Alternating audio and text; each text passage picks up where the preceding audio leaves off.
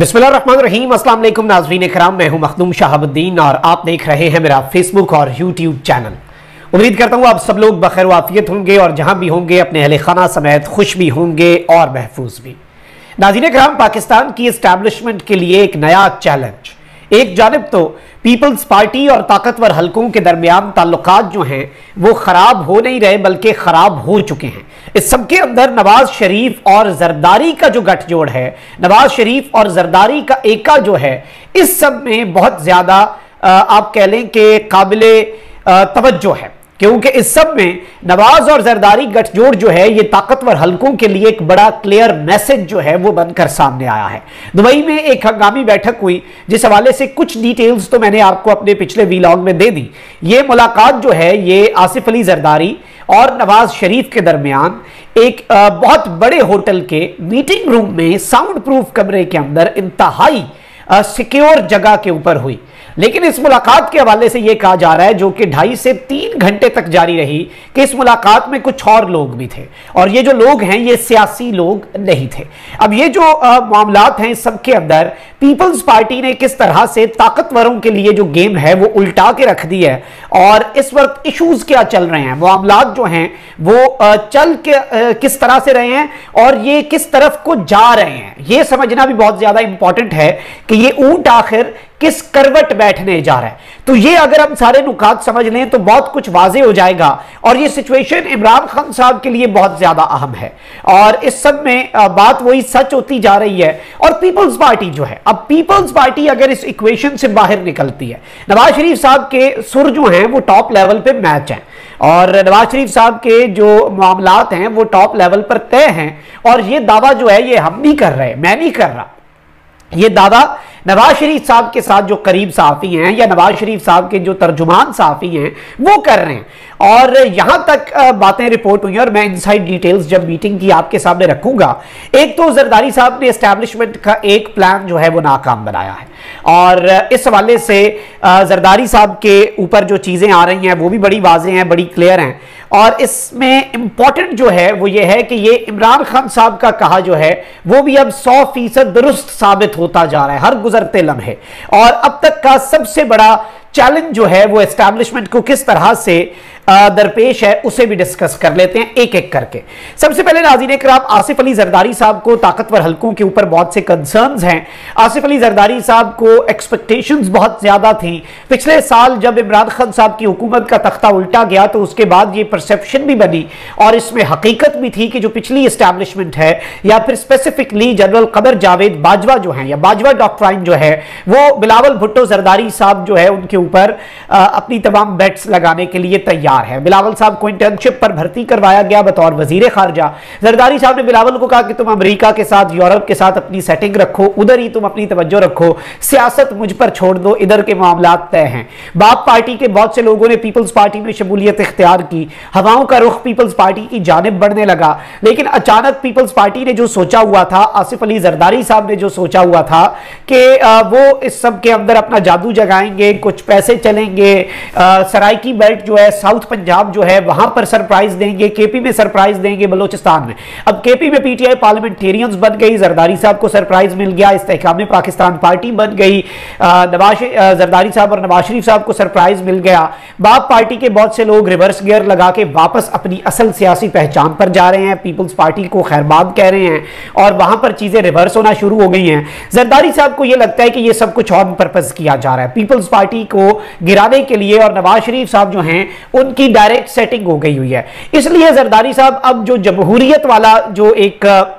और सिविलियन बालादस्ती वाला अपना रूप है उसमें आ गए हैं। ये हमारे मुल्क के सियासतदानों की मुनाफकत है कि अगर तो ताकतवर हलके उनकी सपोर्ट में हैं तो वो जमहूरियत, सिविलियन बालादस्ती गई भाड़ में, और अगर तो उनके फिर वो बड़े इनकलाबी बन जाते हैं, फिर वो सिविलियन बालादस्ती के अलम बरदार बन जाते हैं, फिर वो कहते हैं कि भाई इसी तरह से चीजें चलेंगी और सिविलियन बालादस्ती ही तो असल चीज है, असल मामला ही ये है, असल सब कुछ है ही ये। अब आप देखें जब जहांगीर तरीन साहब गए इस्तेहकाम पाकिस्तान पार्टी वाले लंदन तो इन्होंने नवाज शरीफ साहब को फोन किया, जरदारी साहब ने फौरी इन्होंने कहा कि बिल्कुल नहीं नवाज शरीफ साहब आप इनसे ना मिलें, ये हमारे ऊपर बंदे ला रहे हैं, ये हमें कंट्रोल करेंगे। अब नवाज शरीफ साहब की टॉप लेवल पे कुछ गेमें जो है ना वो बड़ी ज्यादा सेट हो गई हैं। नवाज शरीफ साहब ने बहुत से कॉम्प्रोमाइजेस कर लिए हुए हैं और नून लीग जो है उसकी गेम सेट है, नवाज शरीफ साहब की हो या ना हो, यानी नवाज शरीफ साहब के साथ भी सबके अंदर डबल गेम हो सकती है कि नून लीग के ऊपर तो अपना सारा लगा दिया जाए जोर, लेकिन नवाज शरीफ साहब के लिए वो सारे काम ना किए जाएं जो नवाज शरीफ साहब एक्सपेक्ट कर रहे हैं। तो उस लेवल पर कुछ ट्रस्ट डेफिसिट है। अब ये जो मीटिंग हुई है बंद कमरे में 2.5 से 3 घंटे ये मीटिंग जारी रही है। इस मीटिंग में एक तो नवाज शरीफ साहब ने अपनी कुछ अचीवमेंट्स बताई कि मेरी सऊदी अरब, यूएई, कतर की हुकूमतों के साथ प्राइवेट लेवल पर बहुत सी बातें हो गई हुई हैं, डील्स हो गई हुई हैं और प्राइवेटली और इस सब के अंदर ताकतवर हल्के और ताकतवर शख्सियात भी ऑन बोर्ड हैं कि वो पाकिस्तान के अंदर बहुत ज्यादा सरमायाकारी करेंगे अगर नवाज शरीफ साहब जो हैं वो वापस आ गए। और इसी चीज को तो देखें, आपने कुछ तो बुनियाद बनाना है ना, आपने सेल तो करना है नवाज शरीफ, आपने ताकतवरों ने भी सेल करना है, किसी ने तो करना है, तो उसके लिए कुछ तो उन्हें परसेप्शन दिखाना पड़ना था। अब ये खबर नून लीग के साथ ही दे रहे हैं कि जी सऊदी अरब ने नवाज शरीफ साहब की जात के साथ, नवाज शरीफ की शक्ल पे उन्होंने ये एग्रीमेंट्स कर लिए हैं कि हम अरबों डॉलर पाकिस्तान के ऊपर निछावर कर देंगे और सहाफियों का एक टोला जो है वो नैरेटिव बिल्डिंग के लिए ऑलरेडी लॉन्च जो है वो कर दिया गया हुआ है। तो इन सारी चीजों को अगर हम ऑब्जर्व करें तो मुझे लगता है कि समझना कोई ज्यादा मुश्किल नहीं होगा कि गेम क्या पड़ने वाली है और सूरत हाल जो है वो होगी किस तरह का रुख इख्तियार करेगी। अब जरदारी साहब ने पहले जो टेबल्स टर्न किए हैं अपनी गुफ्तगू से, अपने मामलात से, एक तो आपको मैं ये बता दूं कि नवाज शरीफ साहब ने जरदारी साहब के कुछ मामलात ठीक कराने की ताकतवरों के साथ, क्योंकि इनके ताल्लुकात बिल्कुल बिगाड़ पैदा हो चुका है। वो वर्किंग रिलेशनशिप जिस पर जरदारी साहब नाज करते थे और मुझे भी जाती तौर पर लगता था कि एस्टैब्लिशमेंट के साथ उसी तरह का वर्किंग रिलेशन होना चाहिए, यानी ना ज्यादा दुश्मनी ना ज्यादा दोस्ती कि आप उन्हें कहें कि भाई मेरा ये काम भी कर दो, ये वाला बंदा भी मुझे तुम घेर के दे दो। एक वर्किंग रिलेशन होना चाहिए। जरदारी साहब का वर्किंग रिलेशन पहले रहा पिछले अदवार में उनके जब वो हुकूमत में थे और रिसेंटली भी उन्होंने एक बड़ा डिसेंट सा वर्किंग रिलेशन रखा, लेकिन वो भी अब लीरो लीर हो चुका है। यानी जरदारी साहब का एक सफा तो फट गया, लेकिन अब यहां पर ताकतवरों को भी लग रहा है कि कहीं जरदारी साहब और नवाज शरीफ साहब का गठजोड़ हमें तो नहीं पीछे धकेल रहा, कहीं ये अब हमारे साथ गुड कॉप बैड कॉप तो नहीं खेल रहे, क्योंकि दोनों को ये कंसर्न तो है कि इलेक्शंस अगर डिले होते हैं और नवाज शरीफ साहब को भी ट्रस्ट डेफिसिट है कि नवाज शरीफ साहब को लगता है कि सागदार साहब का जो नाम था बतौर निगरान वजीर आजम वो जब डन हो गया था और उसमें मुबैना तौर पे जो इनके अपने साफी, इनके अपने करीबी लोग रिपोर्ट कर रहे हैं कि एस्टैब्लिशमेंट ने भी ओके कर दी हुई थी, तो फिर ये खबर किसने दी? और खबर आने का मतलब ये होता है कि आप उस बंदे के नाम पे कांटा लगवा दें। मतलब आप निगरान वजीर आजम, अभी मैं कह दूं ना फलाना बन रहा है, वो बन भी रहा हुआ तो इतने उसके मुखालिफ और इतनी उसके कटे खुल जाएंगे कि वो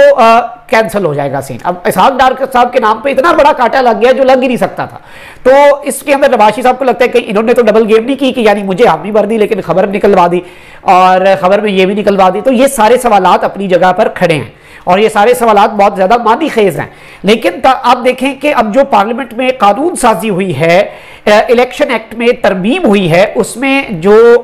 लामहदूद इख्तियारात वो ना देने का फैसला जो हुआ है निगरान हुकूमत को। और यहां पर मैं आपको यह भी बता दूं कि इसहाक डार साहब पीपल्स पार्टी जो है उसे ना तो कबूल हैं इन द फॉर्म ऑफ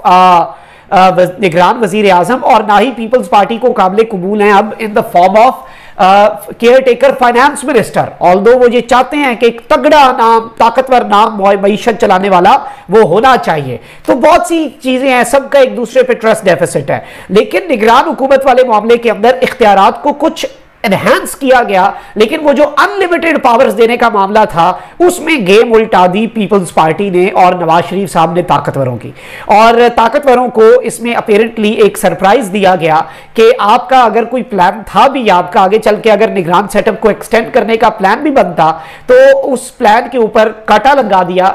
निगरान हुकूमत को लिमिटेड पावर्स देके। यानी निगरान हुकूमत को यह मैंडेट दिया गया कि जो ऑलरेडी डील्स हैं उनके ऊपर वो गुफ्तगू शनीद कर सकते हैं इंटरनेशनल ऑर्गेनाइजेशंस के साथ, लेकिन निगरान हुकूमतें खुद कोई नई लुचनी बीच में डाल सकती है और निगरान हुकूमतें खुद कोई बहुत बड़ा इकदाम नहीं उठा सकती। तो नवाज शरीफ साहब शुरू में इस पर रिलक्टेंट थे, कॉन्टिन्यूटी, इकोनॉमिक और इन सारी चीजों का। अलबत्ता आप देखें कि मुल्कों के अंदर निगरान हुकूमत, फिर निगरान हुकूमत का कॉन्सेप्ट ही खत्म कर देना कि अगर इतनी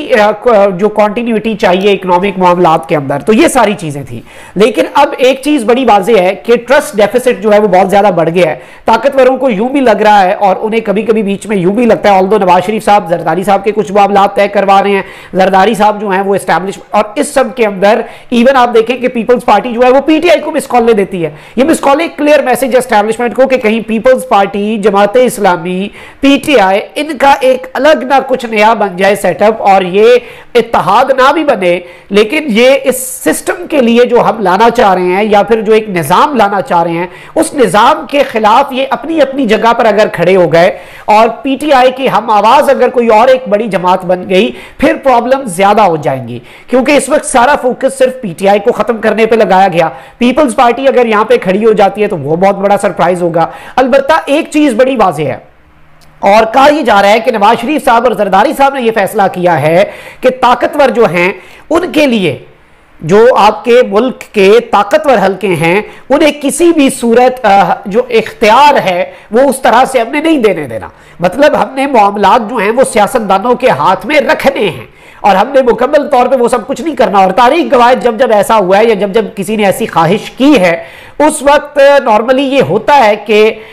जो वन पेज है उस पर उसे भी बहुत ज्यादा नुकसान पहुंचता है। जरदारी साहब का वन पेज तो ऑलरेडी आपको पता है कि दबड़दूस हो चुका है। इमरान खान साहब पहले ये बात कर चुके थे। खान साहब का कहा 100% दुरुस्त कैसे साबित हुआ, वो कहते थे कि ये सब आपस में लड़ेंगे और मैं तो पिछले 2 महीने से लगा हुआ हूं आपके सामने ये चीजें रखने। अब ये जो एक इंतहाई हाई लेवल मीटिंग है और इस मीटिंग के कुछ मदरजात अब जराए से खबर आ जाती है बाहर, लेकिन इन मीटिंग्स के कुछ मदरजात जरदारी साहब और नवाज शरीफ साहब ने अपनी पार्टी की सीनियर लीडरशिप को भी नहीं बताए। इतनी खुफिया मीटिंग्स हो रही हैं इस वक्त दुबई के अंदर और ये जो 2.5 से 3 घंटे वाली मीटिंग है ये गेम चेंजर है। अब इसमें कुछ भी हो सकता है, आउटकम कुछ भी हो सकती है, किसी का पहले मीटर घूमने की देर है और let's see how things unfold. मामला कहां पर जाकर रुकता है, सूरत हाल क्या रुख इख्तियार करती है, लेकिन अभी तक जो समझ आ रही है all is not well. Let me tell you, all is not well and one page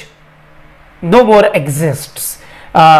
peoples party का तो खुल्लम खुल्ला और पीएमएलएन का भी अंदर खाते वन पेज जो है वो ट्रस्ट डेफिसिट की वजह से अच्छा खासा लीरो लीर जो है वो हुआ है और उसमें बहुत ज्यादा जो प्रॉब्लम्स हैं वो इस वक्त बनी हुई हैं पीपल्स पार्टी के लिए भी और नून लीग के लिए भी और ताकतवरों के लिए भी। एक बहुत बड़ा चैलेंज है कि अब अगर इसमें फिर और ऑप्शन क्या बच जाता है। और इलेक्शंस में जैसे आबिद मीर साहब ने कहा कि मैं ये नहीं कह सकता कि कौन चाहता है इलेक्शन डिले हो, लेकिन मैं आपको इशारा दे देता हूं कि इस्तेहकाम पाकिस्तान पार्टी चाहती है कि इलेक्शन डिले हो और पीटीआई पार्लियामेंटेरियन चाहती है, तो आप समझ जाएं कि असल में कौन चाहता है। तो ये भी इस तरह की बातें भी हो रही हैं और उसकी राह में रुकावट जो है वो ऑलरेडी डाली जा रही है और मामलात जो है वो उस हिसाब से लेके चले जा रहे हैं। So let's see how things unfold, मामला कहां पर जाकर रुकता है, क्योंकि ये मफादात की बात होती है और मामलात जो है मफादात जो हैं वो